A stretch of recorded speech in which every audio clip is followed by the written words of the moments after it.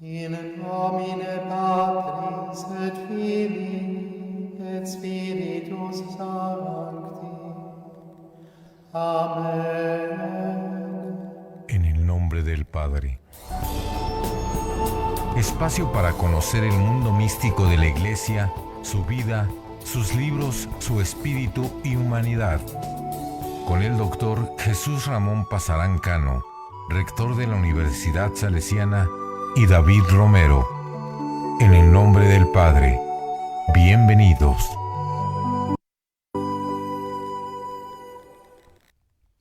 Hola, ¿qué tal? Muy buenas tardes. Bienvenidos una vez más a el programa de En el nombre del Padre. Hoy viernes 28 de julio. 28. Se nos va julio como agua entre los dedos.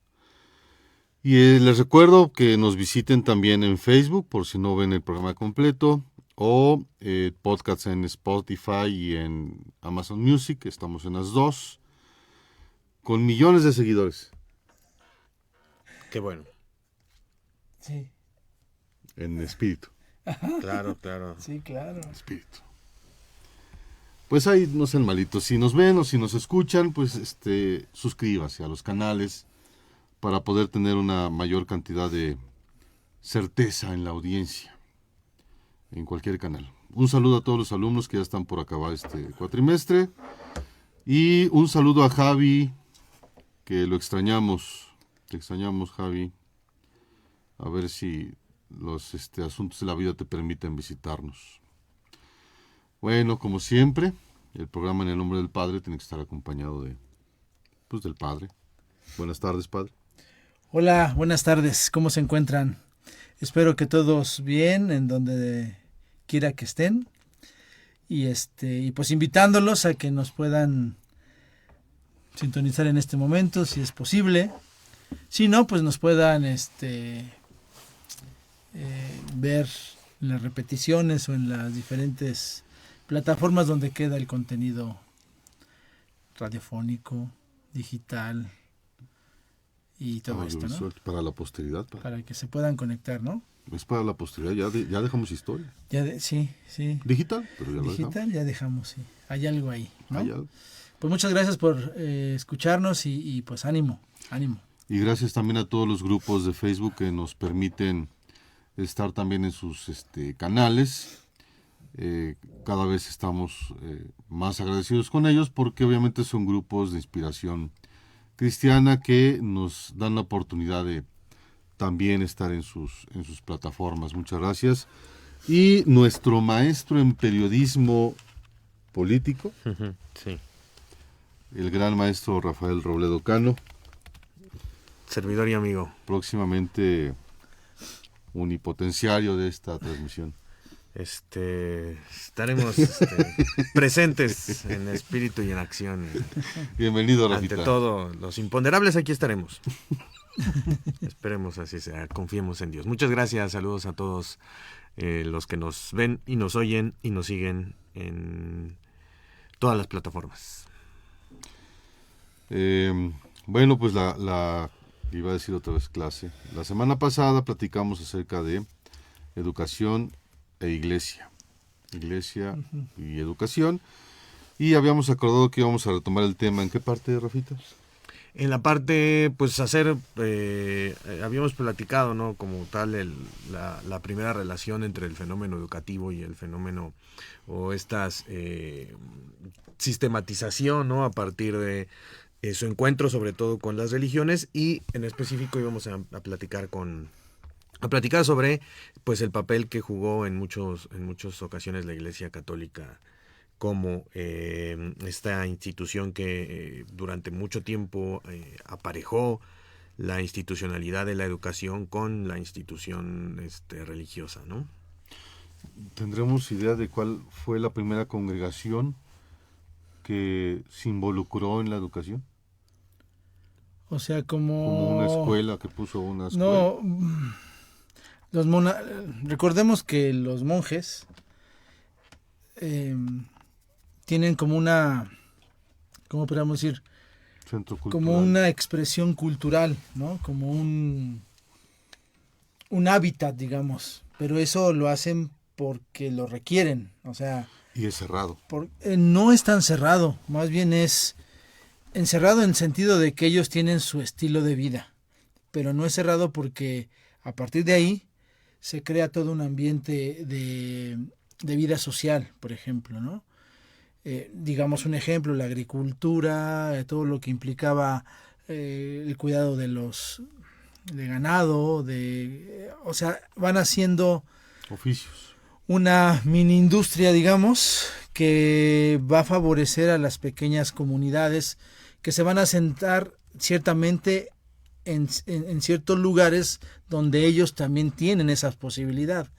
Entonces, no es que el monasterio en sí fuera así totalmente cerrado, ¿no? Los monasterios como estructuras de edificación, de edificios, pues ciertamente tienen su estructura como clausura, pero ellos tenían sus tierras, ellos tenían sus patrimonios, y a partir de ahí empiezan a cultivar este sentido, ¿no? Primero, de una estructura que les favorezca en la sustentabilidad, ¿no? De su espacio. Segundo, que van influyendo en la comunidad que se va creando, van enseñándoles pues a sembrar, a producir, a cosechar, a hacer todo un proceso. Bueno, se dice que los monjes son los grandes innovadores, por ejemplo, no sé, del vino, ¿no? De la cerveza, y no porque son bebidas malas, sino porque era en su momento lo que se producía y lo que se podría elaborar con los niveles de fermentación y de destilación que en su momento había, el tipo de frutos que producían y las tierras que les daban eso. Y el rompope también. El rompope es otra forma.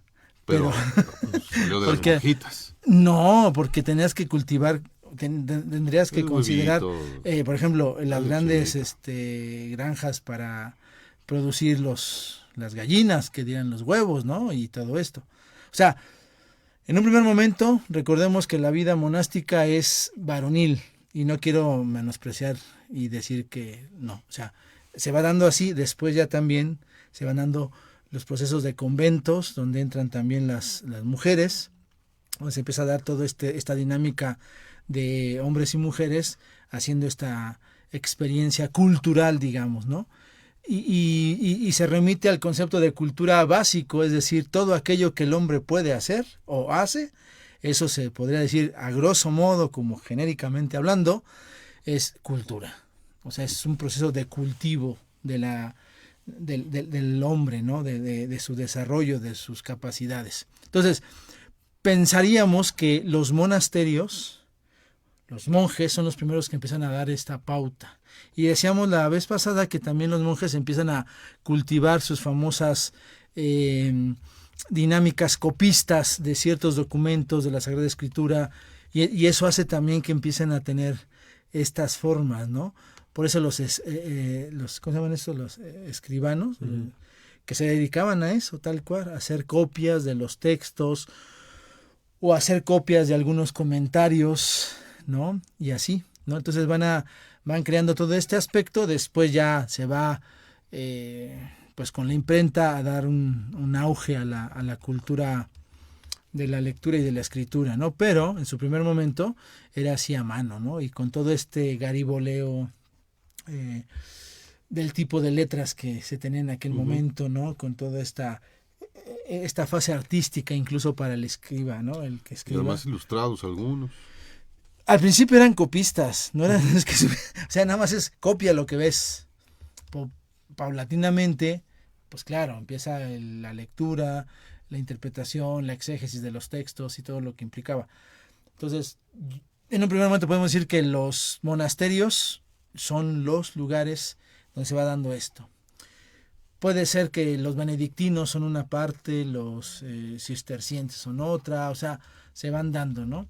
Este tipo de primeras expresiones de cultura y educación en una forma, en un estilo que se vuelve casi imperceptible de la vida cristiana, o sea, se vuelve como ordinario. Entonces eso es interesante porque pareciera que no, que el cristianismo no, pues ¿qué hizo por Europa? Pues esto. O sea, al final de cuentas hizo esto.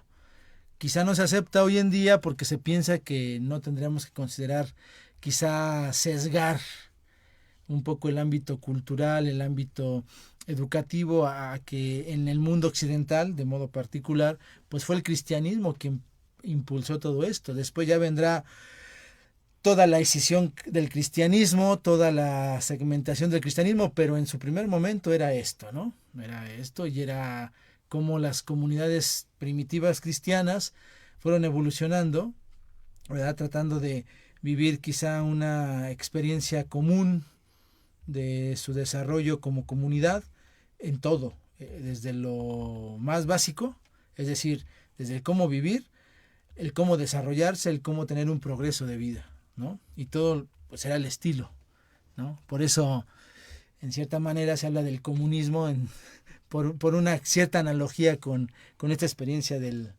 bien común, ¿no? Pero bueno, eso ya es otra cosa, ¿no? Pero al final podríamos decir que es la vida monástica, los monasterios, después las abadías, después los conventos, que van desarrollando este sesgo, ¿no? Cultural, educativo incluso, ¿no? Porque van enseñando a los demás a hacer las cosas. Y digo, los monjes no es que hicieran todo. Los monjes enseñaban a otros y pues ellos se iban a rezar y que el otro chambé, ¿no? Entonces, a veces así era, ¿no? Y no es que tampoco sean... Bueno, ya no me meto en otras cosas, iba a decir otra palabra, pero ya mejor no. Y yo digo que es ahí donde entra todo este primer impulso, ¿no? Este primer impulso de carácter,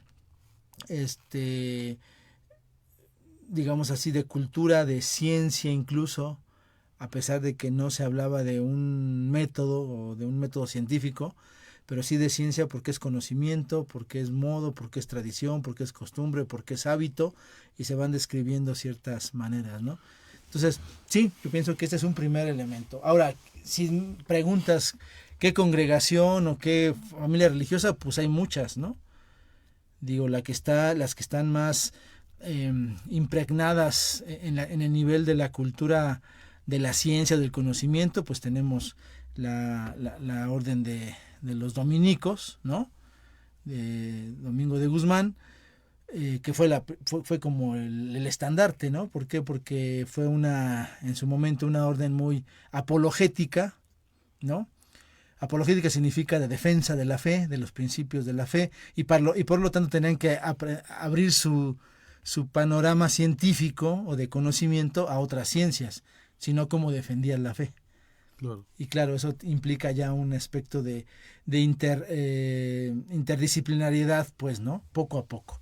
Entonces están, primero, pues, ellos, están después las órdenes, digamos así, que se le llaman órdenes mendicantes, ¿no? Los franciscanos, los franciscanos, los dominicos, los agustinos, y después ya vienen los jesuitas, ¿no? Esos como que son ya los últimos de esas grandes órdenes mendicantes, pero sobre todo los tres primeros, franciscanos, dominicos y agustinos, que también tienen la oportunidad de hacer este ejercicio de la evangelización en el nivel de conquistas y en el nivel de salir a dar como esa conversión al mundo, ¿no? Y estamos hablando de que 1400, 1300, del 1300 al 1600, esos 3 siglos son como los que es un florecimiento de la vida religiosa, pero también es una incidencia en la cultura europea, en la cultura occidental. ¿Por qué se le achaca mucho a la Iglesia esta época del oscurantismo? Bueno, esa es otra cosa, pero ese es... no permitir el acceso pero más bien es hay un prejuicio, digamos. Quizá se le dice obscurantismo y no es porque no haya avance, sino porque hubo mucha reserva. O sea, había conocimiento, pero no había esa difusión del conocimiento. Era exclusiva, digamos. Okay. Y por otro lado era restringida y era hasta, ¿cómo se dice así? Protegida, ¿no? Tanto al grado que cualquier que dijera otra cosa, pues era ya la Inquisición y todo el asunto. Quizá nosotros le ponemos esa palabra, y aquí me atrevo a decir, y si alguno no está muy de acuerdo, pues podemos dialogar, pero al final pienso que hablar de obscurantismo en la época donde estamos hablando del medievo hacia el Renacimiento, no es tanto un obscurantismo de no conciencia o de no conocimiento o de no abrir, sino de no difundir quizá, y de exclusivizar el conocimiento. Es que la falta de difusión y de conocimiento pues te lleva No, es que sí a hay. falta de razonamientos, y eso lo vimos todavía hoy en día. No creo tanto que, o sea, yo creo que ahí más bien era la cuestión de salvaguardar una forma de tipo, pues, netamente de fe y de creencia, en relación a quizá descubrimientos que fueron dándose, y que dentro de la misma iglesia va a haber controversias, porque hay quienes querían que se difundiera. Ujú. Si tú ves la película del Nombre de la Rosa, ese es un conflicto que hay ahí. El monje que quiere que se dé a conocer cosas y el otro que no. O sea, la tradición y la... Entonces, yo digo, más que una cuestión de querer decir no hay, no ha habido, no hubo un... ¿no? Sino más bien fue una restricción, fue quizá también, como hoy en día lo decimos, ¿no? Hoy hablamos del New Order, ¿no? Del mundo. Dices, ¿qué es eso? Esta semana la noticia grande es estos dos personajes de Estados Unidos que tuvieron que ir al Congreso y declararon, pues sí, tenemos naves extraterrestres, tenemos cuerpos extraterrestres, y eso lo ocultaron durante décadas. Ya va a ser un siglo. Pues sí. Que empezaron con esto, y también podría acusarse de están provocando un obscurantismo por reservarse esa parte. De hecho, es más oscura esta época. Hay una frase de un autor, no me acuerdo bien si era un poco Heidegger, alguno de estos, que dice que el ser humano, entre más conoce, más desconocimiento tiene. Porque piensa que conoce cuando no conoce todo. Entonces, mientras más sabes, más menos te alejas sabes. O sea, entre más sabes, piensas que tienes un bagaje tan amplio que ya no lo ubiques, o sea, ya no sabes dónde estás parado, ¿no? Digamos esto en enfermedades, ¿no? Dices, ya, viene la cura del cáncer y sale otra cosa.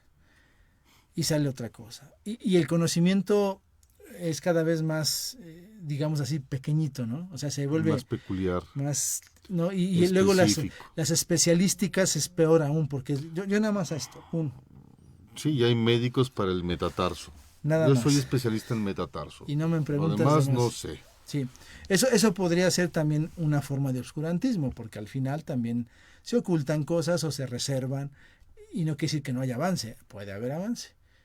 Decían que al mismo Tesla pues ya ves, su historia tan trágica, ¿no? La parte de conspiración Tesla y todo eso. Pero bueno, no saliéndonos tanto del asunto, decíamos que la iglesia tiene ese punto de referencia en el impulso de la cultura y de la educación.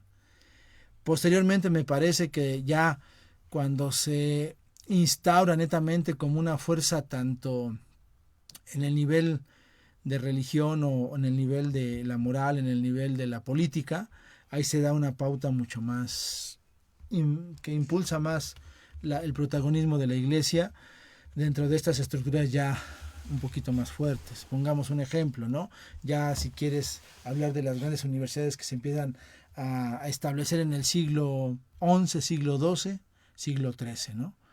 Que ya empiezan a ver estas fuerzas, no estamos hablando del 1200, te digo, 1200, 1300, 1400, que ahí donde da el auge, porque pues es las conquistas, ¿no? 1400. Y luego hasta el 1500 que empieza ya el Renacimiento, ¿no? Otra vez como que esta apertura ya no solamente de la estructura cristiana católica, sino ya también de otras formas de ver el mundo, ¿no? Pero estamos hablando del siglo XI, siglo XII, ¿no? Con las primeras universidades. Entonces las primeras universidades, ya sea Bolonia, hacia París, la Sorbona de París, Sorbona de París, y tú dices ahí ya hay unos modelos muy específicos para entender que la Iglesia Católica empieza a infundir más aún su presencia, ¿no? ¿Empezamos con universidades? y después nos fuimos a niveles básicos. Así fue desarrollándose. Sí, digo, es que antes no es que hubiera una estructura de... De educación básica. Bueno, si tú sí tomas algo, por ejemplo, tomas lo básico de los griegos, ¿no? Y de los romanos un poco, ¿no? El famoso trivium y quadrivium, ¿no? Que esa era la educación básica de... No ponían ni siquiera edades, simplemente era trivium y quadrivium. ¿Cuál era el trivium? Pues era gramática, retórica y dialéctica. Y el quadrivium era geometría, astronomía, música y aritmética. No era primaria, secundaria, prepa, o sea, era el que tuviera esa posibilidad de entrar ahí, ya desde los griegos, era pues el noble o el exclusivo, ¿no? Entonces ahí viene también, que no era para todos, pues esto, ¿no? Entonces, un campesino, un obrero, pues tenía que aprender su oficio. Ya un político, un noble, iban a esto, ¿no? Se dice entonces que no es que hubiera un modelo como el que tenemos hoy, ¿no? Por edad, sino que a cierto momento, en cierto razonamiento, ya en cierta conciencia, al joven, estamos hablando de entre los 13, 14 años, ya le daban esta pauta, ¿no? Para que ellos fueran formándose en estas, pues como artes, ¿no? En las artes liberales, entonces el trivium y el quadrivium, y pues era la lingüística y la matemática, y un poco también la cuestión de la música, la cuestión del conocimiento de los astros, la astronomía. Era un poco esa base, ¿no? Hoy, como dicen, el idioma, o sea, la lengua, y las matemáticas, como esa estructura de pensamiento básico, ¿no? Ciertamente que aquí no se habla de que haya una escuelita, o sea, sí, o sea, se van dando, ¿no? Y ya se dice que, en este caso, las dos grandes instituciones que se crean, una en el siglo XI, la Universidad de Bolonia, le llaman universidad de los escolares, pues, ¿no? Y la Universidad de París era la Universidad de los magistrados. Okay. ¿Cuál diferencia ves ahí? Leyes. No. Universidad de los escolares, o le llaman Universitas Scholarium. Entonces ahí sí empezaban a meter edades. Ahorita te digo. Es que parece examen. Para usted siempre me trae ese examen en todos los programas. No, yo dije, ¿qué te imaginas con las palabras? Pues magisterio. Ok, entonces, la primera se dice que la primera universidad, el modelo de Bolonia, era que un grupo de inquietos pensadores, en este caso se les dice que son escolares, porque invitan a maestros a que les den clase. Y esos maestros, entonces, no organizan las clases, son los alumnos quienes les piden qué clases tomar. Okay. Entonces se dice que ahí la iniciativa es del alumno, o más bien del escolar, o sea, del estudiante, pues, ¿no? Y en cambio, en el modelo de París dicen que es un grupo de maestros que se junta para convocar y hacer un proceso de enseñanza-aprendizaje. Okay. Entonces después se llama Universitas Scholarium, un modelo, y la otra es Universitas Magistrorum, ¿no? Entonces, por un lado es los alumnos que mueven o los estudiantes que mueven, y el otro es los maestros que mueven. Al final las dos tienen la misma finalidad, ¿no? Llevar a cabo una formación académica, y las dos tienen la misma expresión, el trivium y el quadrivium. Okay. Después se van agregando ya las ciencias de tipo eclesial, religiosa, que son... ¿Cuál te imaginas? Teología. A ver, Rafita, pues nada más me pregunta a mí. No. Tú eres el máster. No, en la yo religión. soy, no, no, para nada. No, pues tendría que ser pues, toda la cuestión teológica, no sé, ética, moral. Moral. La La antigua, derecho. derecho Ok. y filosofía.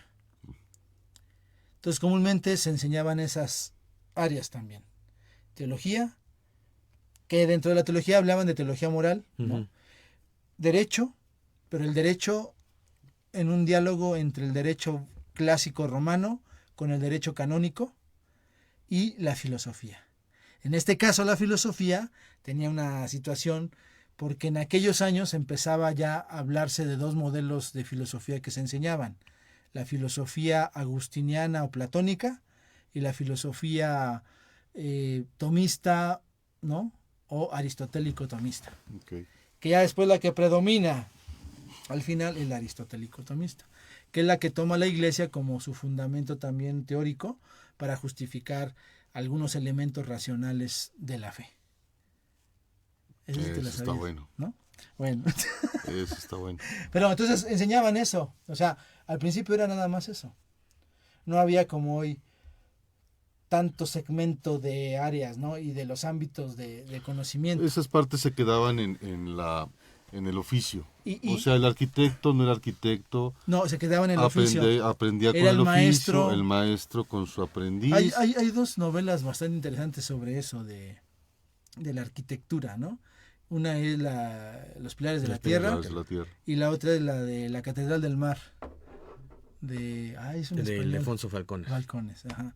Léanlos, están chidos. O sea, porque ahí te dice, incluso hasta te describe cómo van construyendo la catedral y es en esta época. Entonces, otro tipo de ciencias técnicas no se consideraban ciencias, se consideraban artes y oficios. Entonces era la capacidad de hacer, ¿no? Ya después se incorporaron a la vida Claro, porque universitaria. después un cuate que no sabe matemáticas, pues no puede hacer ingeniería, no puede hacer arquitectura, no tiene, ¿sí me entiendes? Ujú. Entonces, y a pesar de que no iban a la universidad, ¿no? O sea, los monjes también tenían esa gran formación de ir creando toda una estructura mental del cómo construir, del para qué sirve esto, para qué sirve lo otro y todo este asunto. Y era por razonamiento, no era Claro. un ejercicio de haber traído aquí las No, operaciones. y sí, o qué ya onda. después sí. Sí, ya con el tiempo, pero Ya al que- principio era... Sí, al principio era Vamos a muy ver si no se intuitivo, cae. ¿no?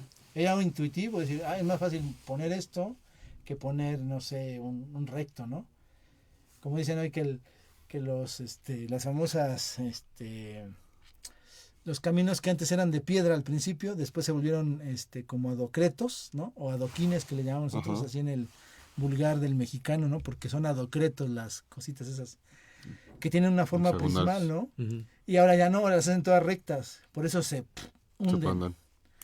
Entonces, ese tipo de técnicas, de tecnologías, pues se van adquiriendo con la experiencia. Entonces yo pienso que era a veces ensayo y error que se le caía, a ver, no, pues vamos a ponerle esto, ¿no? O qué tipo, no sé. Pero sí, digo, eso es como un punto, digamos así, que parte, ¿no?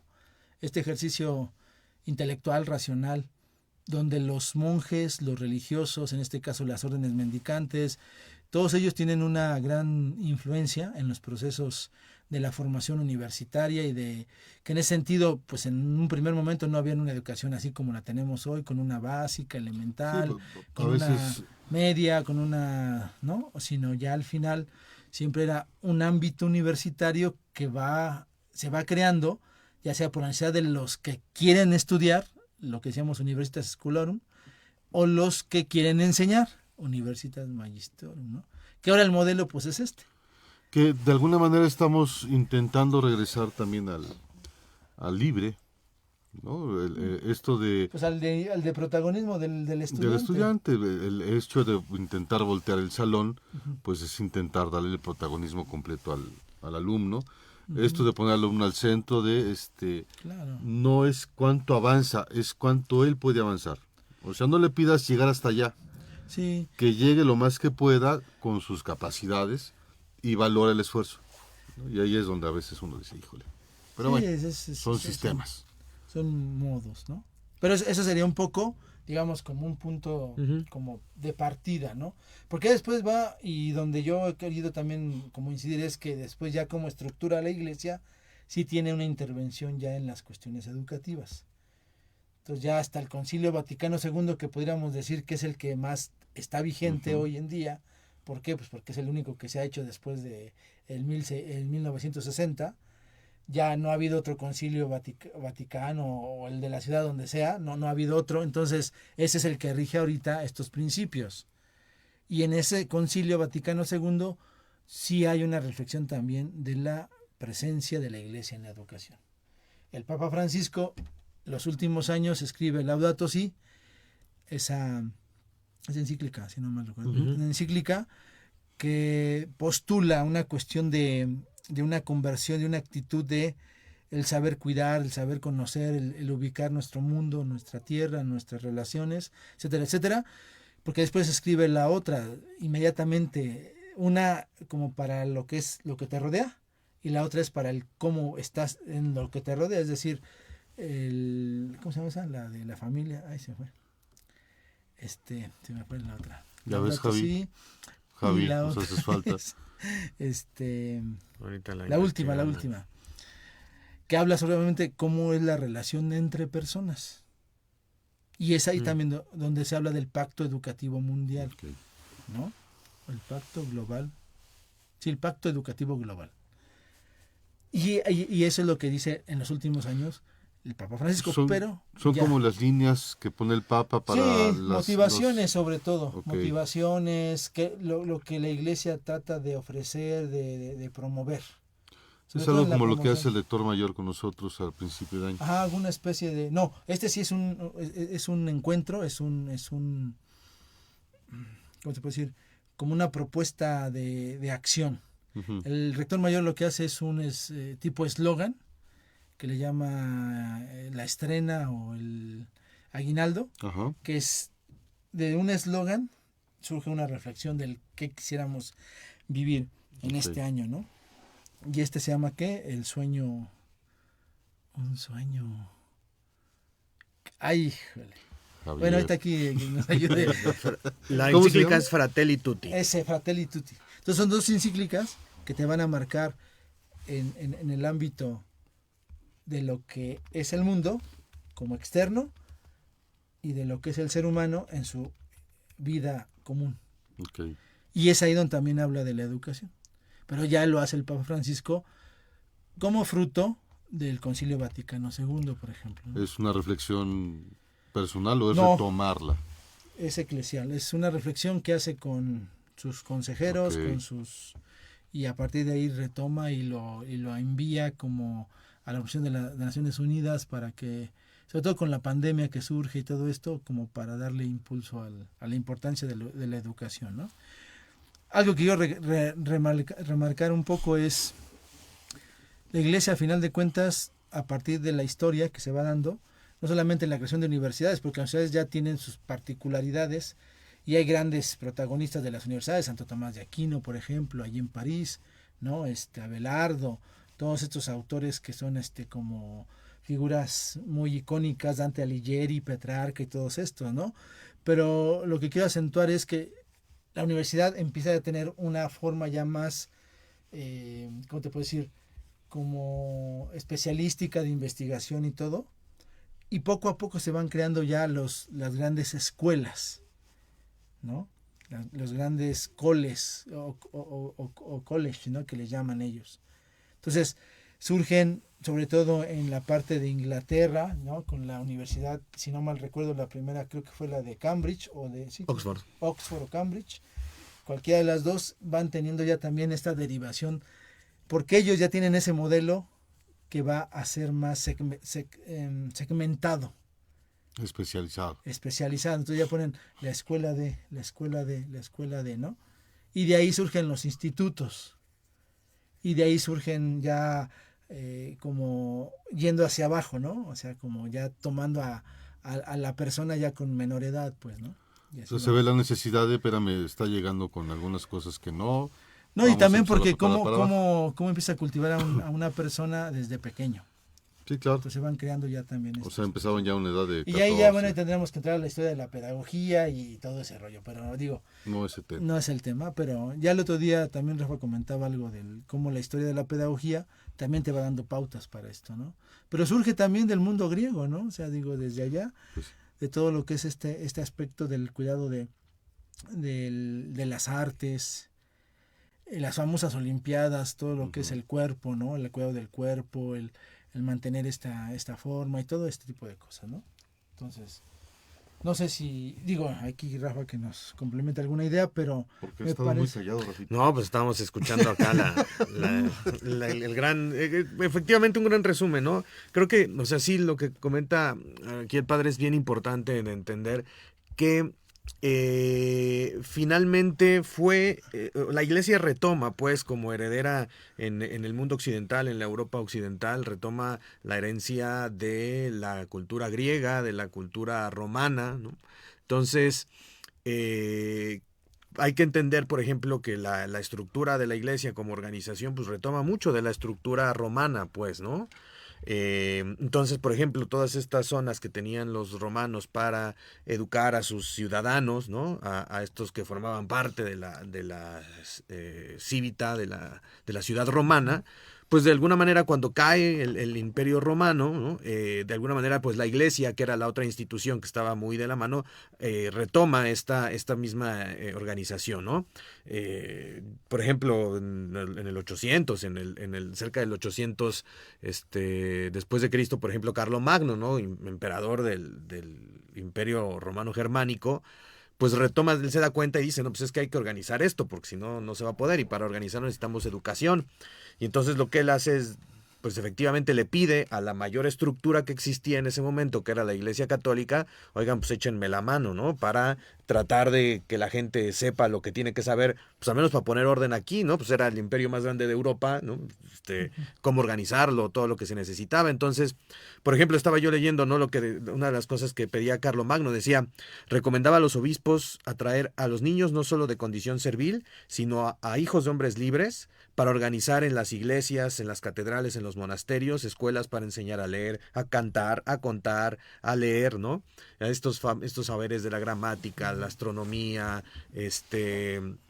incluso el canto, pues, ¿no? O sea, más allá de las cosas que podríamos pensar que son científicas, el canto, por ejemplo, que era una actividad, y que a lo largo de la historia de la iglesia, pues el canto, la música es también una actividad importantísima, ¿no? Entonces, sí entender, por ejemplo, cómo empezaron lo que decía el padre, ¿no? Pues es que ¿por qué en Oxford? Bueno, pues porque en Oxford había una organización, ¿no?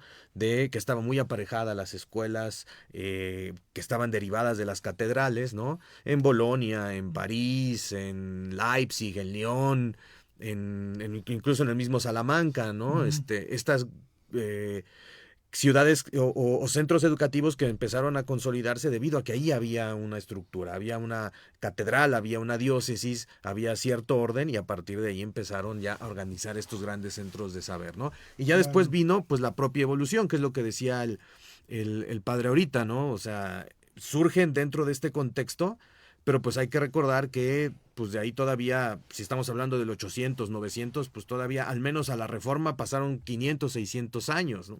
Entonces, sí, realmente las escuelas, la educación en Europa, que es pues, nuestra, pues de ahí venimos, ¿no? Como herederos en el mundo occidental, pues fue a partir de eso. No necesariamente que haya sido la iglesia la que dijo, no, pues ahora yo me voy a apropiar de la educación y van a saber lo que se necesita, ¿no? Incluso el propio San Agustín decía que había que utilizar la inspiración cristiana, pero los saberes, ¿no? Como la aritmética, Claro. como la Entonces, retórica. no fue de principio con la intención de adoctrinar, o iban a la par. Yo creo que en algún momento fueron a la par, ¿no? Pero no creo que haya sido, vaya, pensémoslo en algo, lo que yo decía hace ratito, pensémoslo en algo muy, muy, muy pragmático. O sea, había que organizar un imperio, había que organizar cosas, ¿no? O sea, Europa, bien o mal, se mantuvo semi-unida, ¿no? Digo, la historia de Europa es muy específica, ¿no? Pero, por ejemplo, gracias a los vestigios de Roma. ¿Y Roma en dónde está? Pues Roma es heredera de Grecia, ¿no? Entonces, yo no creo que haya sido con este afán de adoctrinar. Simplemente, bueno, necesitamos organizarnos, necesitamos que la gente sepa, necesitamos, como decía, pues que alguien construya esto, que alguien traiga acueductos de los ríos a las ciudades. Entonces, pues necesitamos enseñarles. Vamos a valernos de la organización. El hecho de adoctrinar en esa época no creo que haya estado mal, porque sería... Pero hay que entender el contexto de adoctrinamiento. Sí, no es... Hoy quizá lo podemos confundir, porque hoy adoctrinar no tiene la misma connotación de el cultivar, digamos, ciertos criterios, porque doctrina es eso, doctrina son principios para que tú Que quiero ubiques compartir. un proceso. Hoy en día adoctrinar significa tendenciosamente Programar. quizá incluso hasta Manipular. sesgarte en algo, manipularte en algo, ¿no? Yo creo que ahí nada más digo para que pudiéramos considerar que la palabra adoctrinamiento quizá hoy en día sí tiene ya una intención un poco más Oscura. no sé si obscura, pero sí a veces puede ser con una fuerza ideológica o una fuerza hasta, no digo maligna, pero sí Con una eventualmente intención poco sana. quizás hasta sí, poco saludable a veces, ¿no? Digo, porque hay ocasiones en que hablar de adoctrinamiento es como hablar de hacer una robotización de la persona, ¿no? Se hace un robotito que esto es lo que hay y no pienses más. Entonces Correcto. pareciera que es como la vida del militar, ¿no? Que en esto entra una cuestión, y que no nos vamos a meter, simplemente lo digo, cuestiones, problemas de moralidad, por ejemplo, ¿no? Si es una orden y tú tienes que acatarla y Haces no importa pese a lo que sea. y eso es un problema, ¿no? No, Pero es digo, adoctrinamiento en cuanto al hecho de compartir una ideología, compartir una forma de vivir. sí, yo creo que sí había una especie de, más que de adoctrinamiento, una especificación de principios y doctrina que tú tenías que ir asumiendo o empapándote Que yo creo que es completamente válido. para poder tú desarrollarte. Incluso hoy, Sí. padre, si alguien entra a un colegio de inspiración católica. Y no solamente de inspiración católica, cualquier colegio tiene un reglamento. Y por tiene, ejemplo. tiene su inspiración Tiene y su- la comparte. Tiene su estatus, y se tiene que su vivir. estatuto, digamos. Sí. Eso creo que en todos lados. Pero me refiero a que la cuestión de no, quizá un poquito ahorita martirizar la palabra adoctrinamiento en aquel contexto, porque sí realmente era ir dándoles una doctrina, porque también incluso esa era la parte intencional de la iglesia, o sea, aprendes esto, pero también aprendes el evangelio, ¿no? Aprendes esto, pero también aprendes las verdades de fe, te vas dando pauta en una... Entonces, Atender más integralmente a la persona. entonces, eso hace que también lo que comentábamos ahorita es que se busque eso, una integralidad o una integridad de todo lo que es la persona para la formación de sus criterios. Ya sea en lo clásico, en escuelas clásicas desde el mundo griego, hasta lo que va incidiendo la vida monástica, la vida religiosa, la vida parroquial, la vida del obispo incluso, ¿no? Porque son pautas de esto, ¿no? Entonces, sí, yo creo que en ese sentido sí se va dando que los monjes empiezan, luego ciertamente se van dando todas estas especificaciones de lo que dice Rafa ahorita, o sea, los obispos tienen sus escuelas, sus cátedras, sus los procesos. obispos se involucraban directamente Sí, en el proceso también. de Sí, ellos cada también escuela. daban orden y pedían que todo el clero pudiera apoyar en esos procesos. No lo hacían ellos quizá, pero en ese sentido sí había una manera en las cuales ellos cultivaban, por ejemplo, la cuestión de la escritura, de la lectura, ¿no? Entonces las grandes bibliotecas empiezan a surgir en las catedrales, ¿no? Los grandes recintos, digamos así, bibliográficos, ¿no? Entonces, me parece que va paso a paso, ¿no? Pero lo que más interesante, hablando de escuelas parroquiales, es que ya la escuela parroquial es para esto que comentaba Rafa, o sea, es decir, la formación del que viene chiquito, irle dando una pauta. Y en todas las partes, digamos así, de lo que se habla como didasquén o cuestión catequética, pues es enseñanza de la fe. Y es ahí donde viene la cuestión de las escuelas, digamos así, parroquiales, porque al final la escuela parroquial es lo más cercano. Entonces de las escuelas parroquiales se fueron dando escuelas ya públicas y después ya se fueron dando toda esta cuestión del gobierno y todo este tipo de cosas, ¿no? Pero muchas poblaciones tuvieron escuelas parroquiales en la antigüedad, digamos, en los años 40, 50, muchos pueblitos nada más tenían su escuela parroquial. Claro. No tenían otra cosa, ¿no? Después ya se construyó, no sé si fue con ya fue su nombre, ¿cómo se llama No es Ay, el que hizo la cuestión de la renovación de la educación en México es ¿Vasconcelos? Vasconcelos.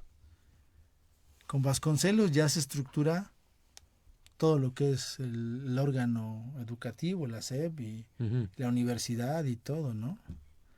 Pero ya fue hasta allá. Sí, O sea, ya es. anteriormente era así como que el que pueda tener su escuelita que la pueda tener y el que no. Ok. Y yo me acuerdo mucho de esa película ¿cómo se llama? Simitrio, Ujú. ¿no? Que actúa Sí, José Elías Moreno. ándale, este amigo, que es un maestro rural, y la escuela ahí, en ese año, en esos años, era como que ya estaba la secretaría, ya estaba todo eso, y se ve como una escuela rural, ¿no? Hay pauta para eso, hay otros ejemplos, no lo sé, como cuando sale la película del Padrecito de Cantinflas, o que también tiene sus escuelas, sus coros. todo El este tipo. profe. El profe, pero son modelos que se van evolucionando, ¿no? Y al principio pues eran escuelas parroquiales, o sea, y la intención era eso, darles una formación humana, de cierto conocimiento, de cierta posibilidad de hacer algo, un oficio, pero también era su formación Que así empezamos los salesianos, también. dándoles en un oratorio enseñanza de un oficio y al mismo tiempo integrarlo con la vida espiritual. Bueno, ahí ya con Don Bosco fue una situación histórica que lo fue llevando a eso, ¿no? Que fue la revolución industrial. Ujú. Entonces, para Don Bosco sí fue muy claro decir, es que si estos no aprenden, Van a ya acabar mal. ya de por sí los veía, como él decía, ¿no? Explotados, pues en aquel tiempo que ley había para que un menor no trabajara en una Construcción, obra, en una fábrica, construcción. fuera. Por un lado era eso y por otro lado era que pues no tenían la expertise, entonces pues a cada rato había accidentes, había muertos, ¿Y cuántos niños no pudieron haber muerto en una cuestión? Sí, o mutilados, sin brazo, O todo lo que, pierna. o violentados también incluso, Claro. porque al final de cuentas eran capataces los que les decían qué hacer y cómo hacer y de qué manera hacerlo, ¿no? Yo creo que el contexto de Don Bosco sí fue muy particular y le dio esa luz de decir, pues es que aquí tengo que, primero esto, para que ellos empiecen a tener esta posibilidad de, y aunado a esto, lo que es la vida de fe, la vida creyente, y eso te va a construir, pum, y adelante, ¿no? Y le fue dando, ¿no? Hasta el final, pues. Creo que esa parte sí vale la pena rescatarla para entender también esta parte, como decía el padre, de que no se confunda este término del adoctrinamiento, ¿no? No entendido en aquella época como esta carga, con esta carga ideológica, sino simplemente con esta unión, ¿no? De los saberes, vamos a llamarlos así, seculares, ¿no? El famoso trivium y quadrivium, que eran cosas que enseñaba desde Aristóteles, ¿no? La retórica, la ética, la astronomía, todos estos saberes que se enseñaban en la escuela de Atenas, ¿no? Pero que se retomaban con cuestiones que tenían que ver con la educación y la formación en el cristianismo, ¿no?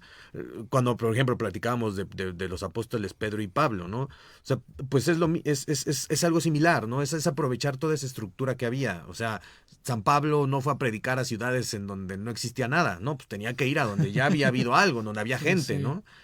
Lo mismo con esto, ¿no? La iglesia, las parroquias, pues todas estas parroquias no son otra cosa que la misma estructura municipal romana, ¿no? Del Imperio Romano que estaba organizado, se quita esa autoridad civil y la institución que en ese entonces estaba más sólida porque ya había sido reconocida por el propio imperio como la religión oficial, pues era el cristianismo, ¿no? Entonces le recae al cristianismo todo esto y tanto de manera civil como de manera religiosa aprovechan la estructura y dicen, bueno, pues hay que formar, hay que educar, ¿no? Vamos a aprovechar esta estructura que no es nueva, que la Iglesia Católica no se la inventó, la hereda de la tradición grecorromana. Eso se dio de manera natural. Era de manera Sí. natural. Yo creo que sí, creo que eso vale la pena entender para como sacar esta idea de que la Iglesia se apropió de la educación, ¿no? O sea, creo que esa idea no es correcta, justo por esto, porque la Iglesia de forma natural recibe esta herencia grecolatina y bueno, pues ahora sí hay que organizar y hay O que ir sea, dile al avanzando. emperador no lo quiero. ¿no? O sea, no me hago cargo, no, pues... No, y aparte era una religión oficial, pues, o sea, al final ya era la incidencia política y cultural era fuerte, pues no era así como cualquier cosa. Entonces ya se va construyendo ya una estructura, ¿no? Y dentro de esa estructura pues empieza a salvaguardarse ciertos principios, ciertos criterios. Digo, estamos hablando ya de una manera operativa, ¿no? Lo que hemos dicho. Pero a nivel de principios, pues se estipulan todos estos principios a través de los concilios, de los decretos, de los documentos que se van como desarrollando, ¿no? La Iglesia desarrolla en el Concilio Vaticano II pues toda un análisis de la educación, ¿sí? Y ahí surge una de las, si no mal recuerdo, es una declaración o, a ver si es... ¿En qué momento entonces? Sí, es un documento conciliar, es una declaración donde ya de modo particular ellos en el Concilio Vaticano II hacen como una reflexión sobre qué criterios, qué elementos debería tener la educación, ¿no? Y se llama Gravissimum Educationis Momentum. Ese documento, toda escuela de inspiración cristiana tendría que leerla, ¿no? Bueno, católica, pues, porque es, ¿no? Pero es interesante porque al final, o sea, este documento sí te da un panorama de el por qué se escribe, ¿no? Fíjate lo que dice nada más para resaltar, porque esto ya es la modernidad, digamos. Lo que hemos hablado es, pero en la época moderna estás hablando de los años, del siglo XX, ¿no? 1900. Del 1900 para acá ya se empieza a dar esto, ¿no? Y en el 1958, 59, donde está Juan XXIII, empieza la iniciativa para hacer el famoso Concilio Vaticano II, que después ya lo lleva a cabo, poquito tiempo, creo que se murió ahí en el tránsito, y después vino, creo que es Paulo VI, me parece. Y bueno, digo me parece porque luego yo soy así. Sí, es Pablo VI. Pero ¿en qué momento? Bueno, se empieza a hablar en algún momento de laicidad en educación. No, pero estamos hablando de lo que la Iglesia propone. Sí. De laicidad se empieza a hablar cuando hay los movimientos de tipo Revolución Francesa. Ahí es donde empieza el desastre. Y empezamos a perder esta parte de valores. Es que se empieza... ¿O se cambia? No, yo pienso que se empieza a perder una identidad que el carácter religioso te marcaba, pero que ahora con esto de la libertad, la fraternidad y la igualdad empieza a haber toda una revolución en la cual también se empiezan a dar estos criterios de decir, bueno, no importa que no seamos religiosos, o sea, tenemos los valores, ¿sí? Aunque muchos de esos valores tienen raíz, ¿no? Y raíz incluso hasta grecolatina. Sí, claro. O sea, digo, no es que sea exclusiva de la religión católica. Digo, también el mundo judío, el mundo oriental tiene muchos de estos valores. Pero ¿por qué se le hace? Pues porque se mete tanto la Iglesia en la estructura que da pauta a esto. O sea, a pensar que nos tenemos que deslindar porque no, o sea. Pero eso fue fruto de, primero, pues, las monarquías. Porque fue con el Luis XIV, ¿no? Todo el relajo de la separación. De que provocó toda la revolución francesa, ¿no? Con los ideales, pues. Luego viene la independencia de Estados Unidos, que fueron a la par, si no mal recuerdo, unos años un poquito antes. Y eso provoca todo esto, o sea, pero más se da, y yo pienso que eso también es cuando después de estos, digamos, de estos momentos, se empieza a hablar de libertades, ¿no? Y las libertades implican revoluciones, implican independencias. Entonces en el siglo XIX pues se dan todas las independencias de los mayores contextos, digamos, ¿no? No digo que los países más, no, pero en aquel momento eran los mayores contextos, ¿no? Los referentes. Se hace, pues te digo, o sea, la Revolución Francesa, la independencia de Estados Unidos, 1776, si no mal recuerdo, La 1740 y... ¿Cuál? La La Revolución Francesa. 1789. 89, luego 76, luego surgen ya el movimiento del 1800, las independencias latinoamericanas, ¿no? De España, las independencias francesas de algunos Sudamericanos. digamos también, y sobre todo después de la parte africana. Entonces se empieza a dar todo esto, ¿no? Y yo creo que es ahí donde empieza a hablarse de libertad, y en la libertad se empieza a hablar de lo laico, pues, de que no necesariamente tengo que considerarme dentro de una estructura religiosa como para llevar a cabo un proceso. Ahora, digo, Benito Castro, ¿no? Benito Juárez, pues es fruto de esto, ¿no? La ley de reforma, ¿cuándo se instituyeron? 1840, 36, 40 más o menos, ¿no? Un poquito más después. Entonces, estás hablando de que ya hay un modelo, ¿no? De esto de la cuestión de libertades, se habla de un positivismo, se habla de una forma donde se empieza a cegar, o a sesgar más bien, un poco a cortar y a hacer más inclinado todo el asunto hacia la laicidad, porque hablamos ya del laico como humano, como persona y no como creyente, ¿no? Y entonces yo creo que el concepto mal aplicado de la libertad empieza a darle esta fuerza del laico. Y en México pues nos fuimos por eso, o sea, nos fuimos abrillando a esa idea, teniendo como esa moda Revolución Francesa, ¿no?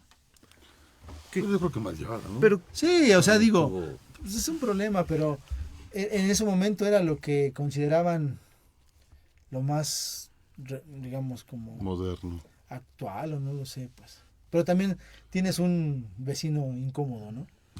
O sea, pues, sí, que no te va a dejar, pues.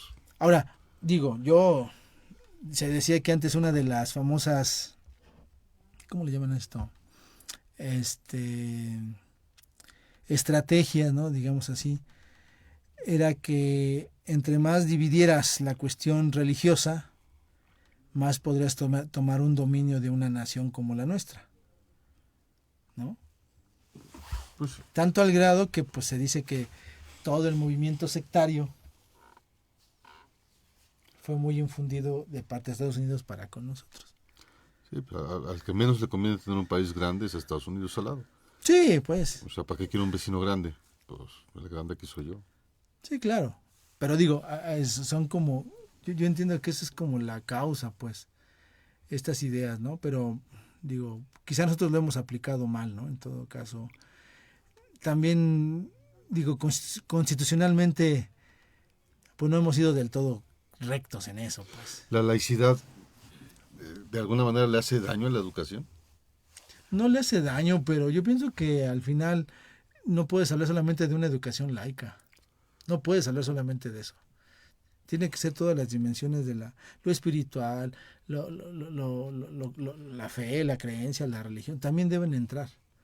Porque nosotros no somos seres humanos que no tengamos esa dimensión, la tenemos. Hasta el mismo Nietzsche dice, ¿no? Ok, yo ya maté a Dios.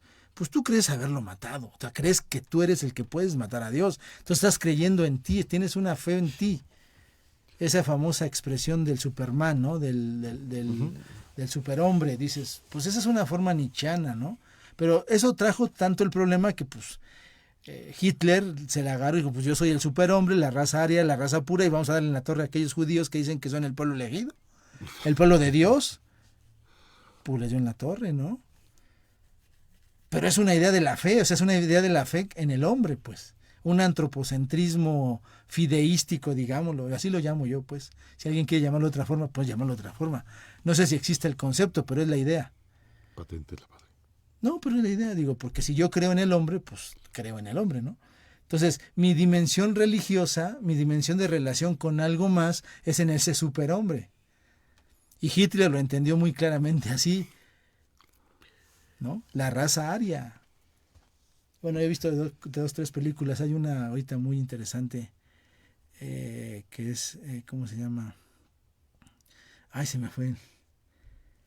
De sangre y oro, algo así, oro y sangre, no sé qué. Está en Netflix. Sí, sí, y es obviamente la guerra alemana cuando ya los vencen, ¿no? A los alemanes. Ok. Yo creo que hablar de la laicidad de la educación es la misma, es resultado de los procesos históricos, ¿no? O sea, así como era natural el tránsito de lo grecolatino a lo cristiano, creo que fue natural el hecho de pasar a una educación laica y a un laicismo en todos los aspectos de la vida, ¿no? No solamente, no solamente a partir del siglo XVIII, ¿no? Giordano Bruno, Nicolás Copérnico, Galileo Galilei, todos ellos condenados, ¿no? por la educación, porque justamente habían hecho, y eso me parece que es algo muy, muy importante de rescatar, que fue, pues, finalmente estos conocimientos, Galileo, Copérnico, Newton, pues todos ellos de alguna manera estuvieron relacionados siempre, porque era la sociedad de su tiempo, con instituciones eclesiásticas, ¿no? Ya sea que en universidades o sus estudios, ¿no? El propio Giordano Bruno era monje, ¿no? Entonces, creo que era natural, o sea, lo importante, lo bonito, voy a decirlo así, de esto es que nos demuestra justamente que el intelecto humano no tiene límite, pues. O sea, que hayan surgido estas figuras que han sido condenadas, ¿no? El famoso, todas las cuestiones, ¿no? La Inquisición, ¿no? Que surge para defender justamente la fe, pues habla de que de alguna u otra manera, sea siempre el contexto en el que sea, el espíritu humano, el intelecto humano va a buscar otra cosa, va a buscar siempre el más allá, ¿no? Que no necesariamente se desvincula absolutamente de una creencia de fe o religiosa, ¿no? Porque la búsqueda es esa. O sea, el que Galileo haya dicho, no, pues es que esta cosa no, o sea, nosotros no estamos aquí, nosotros nos movemos. Que es esta búsqueda por ver algo más, y que finalmente es el objetivo de la educación, ¿no? El dotar al espíritu humano, al encauzar el espíritu humano a su propia naturaleza de ir a la búsqueda del origen de las cosas, y que ha sido parte de la educación. Entonces, pues sí, era natural, ¿no? Que el paso después de los regímenes, por ejemplo, citábamos ahorita el caso de Francia, ¿no? Pues, por ejemplo, en Francia tenía mucho sentido que fuera así, que la revolución rompiera con todo el viejo orden, porque estaba muy vinculado, ¿no? Francia fue gobernada por un cardenal, ¿no? El famoso cardenal Richelieu, del que se habla en Los Tres Mosqueteros, ¿no? Pero un personaje histórico que tuvo labores políticas, labores religiosas. Entonces, cuando la revolución llega y tira al viejo orden, pues tiene que tirar a todo lo que estaba ahí, que era la monarquía, que era la iglesia, que eran las leyes, que era todo, y llegar con ahorita decía el concepto de antropocentrismo fideístico, ¿no? Con la declaración de los derechos del hombre, ¿no? Que no es otra cosa que esta parte de poner a la persona al centro, ¿no? Ahora ya quitamos al sol, ya quitamos a Dios, ponemos al hombre al centro, ¿no? Y que forma parte, yo insisto, esta parte natural de la evolución propia del espíritu humano. Me parece que eso es algo a lo que ha llevado, cada contexto es distinto y todo llevado al extremo, ¿no? Siempre tiene sus asegúnes, pero creo que sí formó parte también de un estado, de los estados laicos, parte natural del trayecto humano, ¿no? Que poco a poco fue pensando, fue haciendo distintas maneras de acercarse a la realidad, de entenderla, de buscar lo que hay más allá. Ahora, bueno, imagínate, si ya sabemos que hay vida en otro planeta, pues en otros planetas, ese es otro a lo que tenemos que ir, ¿no? Porque eso también cambia el concepto, incluso del antropocentrismo. Claro. Como decía, con estos tres cortes, ¿no? Que ha tenido el hombre. El primero no es el centro universo, luego no es el centro o la especie más inteligente, y después ya ni siquiera es dueña de sí misma con el psicoanálisis, ¿no? Ahora ni siquiera ya estamos solos en el universo, ¿no? Entonces, eso será otro reto que a lo mejor dentro de 500 años van a estar aquí platicando, ¿no? Quizá con un invitado de otro planeta, no lo sabemos, pero será el siguiente reto, y creo que eso es algo que de ninguna manera se contrapone a la inspiración cristiana de la educación, ¿no? Estamos en búsqueda de un equilibrio entre lo laico y lo espiritual.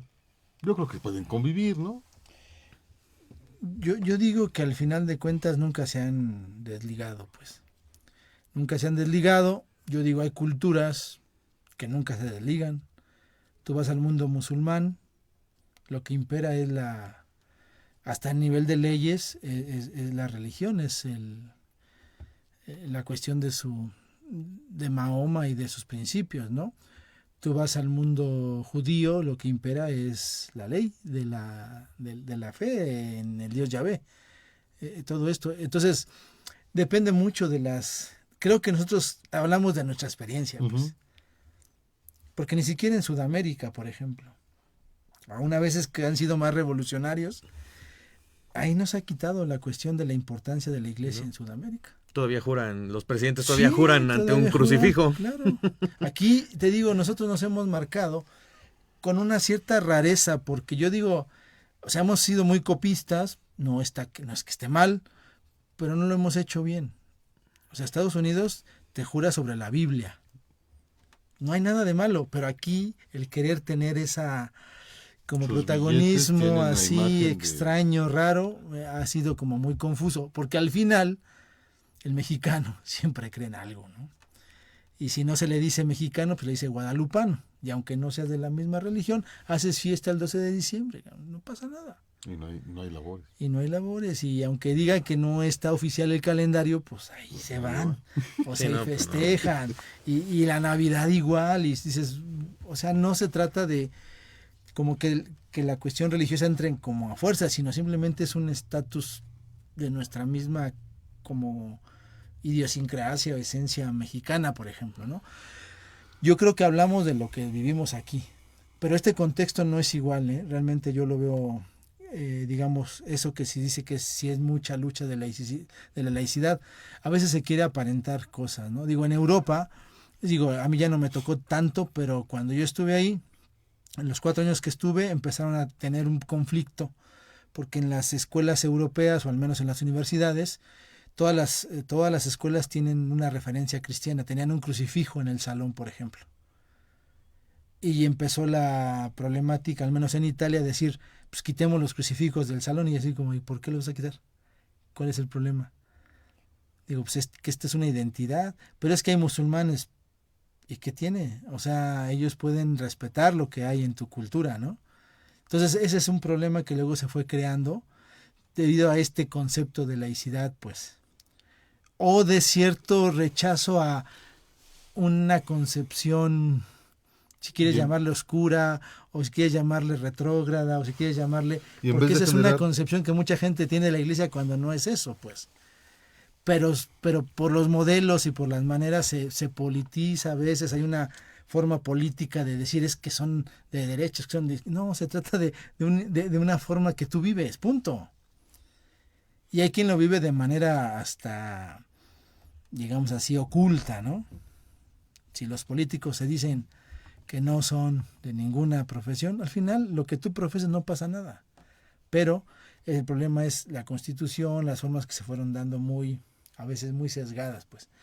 Para mí pienso que la pregunta que haces en cuestión de esto de lo laico y de lo religioso es un problema nuestro, porque no hemos tenido claridad, porque la educación proveniente de congregaciones, de escuelas católicas, escuelas cristianas, ahí está. Y siempre existirá. Y todos lo dicen, la universidad tal, sí, ya sabemos de qué inspiración está, pero no se dice. Simplemente se asume, pues, ¿no? Entonces, pienso que es por ahí, ¿no? Pero yo creo que sí tendríamos que dar una cuestión de que si la libertad me implica libertad religiosa, que me permitan también expresar esta religión religiosa. Que hoy lo que están diciendo en el nuevo modelo educativo, la dimensión espiritual, la dimensión de fe, o sea, en ese sentido te hablan de espiritualidad o te hablan de cuestiones de interioridad humana. ¿Por qué? Pues porque si no lo pierdes a la persona, ¿no? Lo dicen con otras palabras, pero al final es lo mismo. Okay. ¿Hay algún comentario de allá? Nos manda saludos. ¿Se acuerda de Natania? Natania, la del examen. La del examen. Ah, sí. ¿Cuándo nos invita a su nos manda saludos. Nos manda saludos a todos en la mesa. Muchas gracias, Nat. Francis nos está viendo, ¿te acuerdas de Francis? Chico, ¿no? Dile que hay que ir a hacer un programa al Maguellito. En vivo, un baguellito en vivo. Con mezcalito. Ese tiene que ser un mezcalito. También nos observa nuestro alumno Osvaldo de comunicación. Muchas gracias. Y la maestra Elizabeth Fernández también nos está viendo. Muchas gracias. y hasta ahorita son los que alcanzo a ver porque no soy el dueño de la transmisión. Pero muchas gracias a todos y a aquellos que nos vean después, muchas gracias. Padre, comentarios finales, Pues, avisos parroquiales. pues bueno, así como más bien como recomendación, que puedan conocer la declaración Gravissimus Educationis, ¿no? Para que Señorita productora, ay, búscatela, ¿no? Perdóname por hacer que te levantes. Perdón. Gravissimum Educationis, que es sobre la educación cristiana, un documento importante que es interesante, porque a partir de ahí podemos también un poquito ubicar qué sentido tiene y por qué la Iglesia se involucra en la educación, ¿no? Okay. Ese es por un lado. Por otro lado, yo creo que también, siendo salesianos, pues tenemos toda una manera, un estilo de llevar a cabo esta propuesta de educación cristiana. Entonces, si pueden algunos leer las memorias biográficas de Don Bosco, y si no, pues al menos las memorias del oratorio que él escribe De puño y letra. Es un librito no más de 200 páginas, o sea, está chiquito, que puedan leer, lo Ahí pueden encontrar en internet, en el metro, en el camioncito, hay una lectura. Entonces una recomendación, porque de ahí pues también es un estilo para la familia salesiana que tiene esta modalidad, ¿no? Y me parece también interesante pues que, digamos, al final nosotros como Universidad Salesiana tenemos toda unos principios, unos criterios, ¿no? Y los invitamos a que también puedan navegar en la página de la universidad. Ahí pueden leer cuáles son los elementos que constituyen sus principios, su misión, su visión, sus valores, y eso sería muy interesante, ¿no? Digo, porque estamos hablando de cómo nosotros, que somos parte de la Iglesia, pues también estamos inmersos en este mundo de la educación. ¿Qué tanto educación, formación, enseñanza, aprendizaje? Te echas la bronca después con los pedagogos, si ya es una otra, pero al final son estos el ejercicio, ¿no? Digo, porque ahorita está la controversia de que es enseñanza o es aprendizaje. Que si es formación o si es nada más instrucción o es nada más guía, ¿no? Ese y va a así ser el como, tema de mi junta con maestros. vamos a tener como que esos desafíos, pero al final hoy también lo digital, que tanto es tan conveniente, que tanto es tan complicado. La relación humana al final es importante. Sí, el contacto. Como decía Emmanuel Levinas, pues el rostro, el cara a cara, ¿no? O sea, la intersubjetividad, la pedagogía del rostro del otro, ¿no? La profundidad que provoca. La otreidad, que dicen, ¿no? Uh-huh. Que es la relación. Pues, o sea, todo esto podríamos recuperarlo, ¿no? Y Levinas no es cristiano, es un judío. Entonces, es que no estamos tan peleados, yo creo que... No, por eso digo que quizás nosotros somos los que nos hacemos los conflictos. Es correcto. Y pues bueno, también agradecer a quien nos ha escuchado. Me parece que también por ahí me mandó un mensaje. Acá está Martín Alejandro Paredes, muchas gracias porque nos está viendo. Y a los Danieles Romeros, un besote y un abrazote, que son mis primos y mis sobrinos. Muy bien. Aquí también Dani me escribe que uno está sintonizando, espero que sí, ¿verdad? Pues que escriban en chat. Pues. Dani, para que escribas en chat. Que escriban. Que escriban. Gran Rafita. Pues también yo agregaría, aparte de los documentos que ya citó el padre, este famoso Pacto Educativo Global, ¿no? Una iniciativa de el Papa Francisco en 2020, ¿no? En medio de la pandemia, ¿no? De 2019, 2020, este Pacto Educativo Global basado en estas encíclicas, ¿no? En la Laudato Si, ¿no? Del cuidado de la casa común, y Fratelli Tutti, ¿no? De cómo debe ser la acción social, ¿no? Del católico, del cristiano. Y este pacto, ¿no? que está muy, muy bien explicado, está en internet el documento, se llama Vademecum del Pacto Educativo Global, en la que explica qué es lo que propone, ¿no? El Papa, qué es lo que propone la Iglesia Católica para la educación, ¿no? Los retos de la educación, ¿no? De poner dice el Papa Francisco, ¿no? En medio de una cultura de descarte, ¿no? Pues retomar, ¿no? Que lo importante y qué es lo que estuvimos comentando aquí, ¿no? El poner a la persona en el centro, ¿no? Volver a poner a la persona en el centro de esta actividad educativa también, ¿no?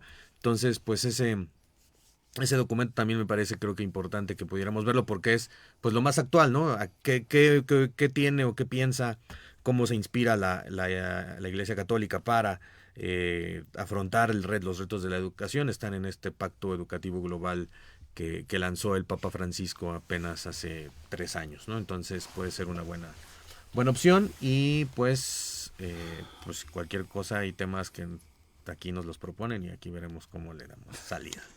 Bueno, muchas gracias, padre. Gracias, Rafita. Yo nada más los quiero invitar a todos aquellos que nos escuchen. Como dice el padre, visiten la página de la universidad. Y si ven alguna opción que les interese, está pedagogía, psicología, administración, derecho, contabilidad, comunicación, diseño de animación digital, maestría en amparo, maestría en educación, especialidad en administración educativa. Y creo que ya, ¿verdad? ¿Estomatología? Estomatología. O sea, es como odontología. No, es odontología. Es para como que se un sinónimo. entienda, Ajá. es odontología, pero aquí le llamamos estomatología.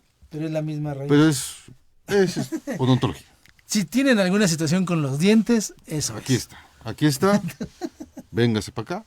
Que tenemos, por cierto, también el servicio de CAPSI, que está hecho para personas que necesitan un apoyo psicológico Pedagógico. y pedagógico a un precio muy, muy bajo. O sea, es un estudio socioeconómico y la verdad es que solamente hace una cooperación casi voluntaria. Sí, bueno. Y estomatología, o sea, odontología, también tiene su clínica a precios muy económicos. Se paga casi el material nada más para que los chicos de aquí, Puedan apoyar, exacto, ayudar. es una labor social que hacemos. Y pues visítenos, anímese, y estamos por empezar. ¿Cuándo? En agosto. ¿En qué día? Bueno, las carreras de semestre por la incorporación el día 14. 14 de agosto. Psicología, Y nosotros empezamos creo que el 28. el 28 de agosto. Creo que el 28 de agosto. Marianita, ya sabes cuándo regresa a la escuela. 28 de agosto. Bueno, los esperamos por acá y los esperamos también el próximo viernes en un programa más de En el Nombre del Padre con el tema de... Hablemos ya, seguir en este tema, ahora sí ya de lo específico, si les late, de la educación salesiana. Ya es otro tema. Ya hablamos de la historia, de todo lo que nos ha tocado vivir como en la educación y la iglesia, esta relación histórica. Vamos ahora a platicar de uno en específico de los carismas, si le parece bien, padre. Perfecto. Que es el carisma Estamos salesiano que nadando. domina aquí el padre, No, también aquí el maestro. el maestro, Sí. de los no cuales domino fuimos, ni a mi perro, domino de yo, los que estoy fuimos- dominando. Sí, claro. Pues, el De los que han sido el perro me saca de la exalumnos, casa, ¿Eh? Mi perro me saca de la casa, así de dominio tengo. Fíjese. ¿El perro? Sí, Pero el perro llego y no me deja entrar. Dice, no, te quedas allá afuera. pero sí domina el Sí, maestro sí, aquí domina. David, Y el el balón tema de de la fútbol, educación sí. salesiana. Para eso está el maestro Alejandro Cuevas. que El ya maestro es Alex también, decano de la universidad. ¿Cuántos años, Alex?